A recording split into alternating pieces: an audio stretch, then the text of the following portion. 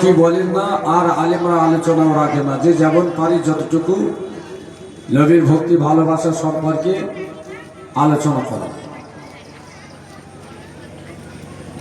তো নবী পাক সাল্লাল্লাহু আলাইহি ওয়াসাল্লাম আল্লাহ হাদিস পাকে বললেন, তাদারিসুল ইলমা সাআতুম মিনাল লাইল খায়রুম মিন আহিয়াইহা। রাতের কিছু অংশ যদি কোরআন হাদিসের বিদ্যা চর্চা করো, সারা রাত নফল নামাজ অপেক্ষা উত্তম। বলেন সুবহানাল্লাহ। কেন নামাজের থেকে বিদ্যা চর্চার দাম কেন?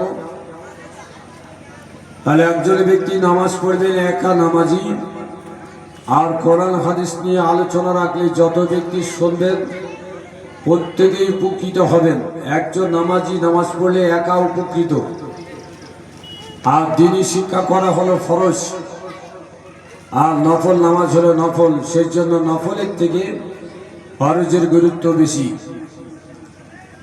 আর এই মজলিস নবী পাক সাল্লাল্লাহু আলাইহি ওয়াসাল্লামের শানে কোরআন হাদিস দিয়ে আলোচনা হয়, সুতরাং এটা বিদআত নয়, এটা নাজায়েজ না, চলবে না, এই কথা এই মজলিসের শানে বলা যাবে না।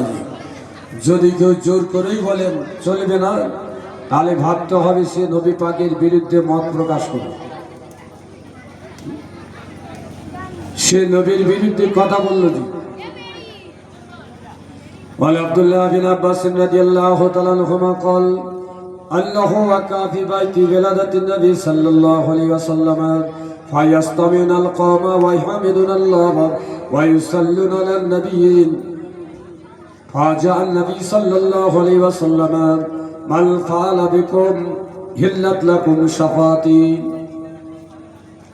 আল্লাহ নবী কতগুলো চাচা ছিলেন ইমানদার। এক নম্বর হলেন হযরতে হামজা রাদিয়াল্লাহু তাআলা, আর একজন চাচা হলেন হযরতে আব্বাস রাদিয়াল্লাহু তাআলা। আমার নবীর চাচা ছিলেন আবু লাহাব, নবীর প্রতি ঈমান আনেননি।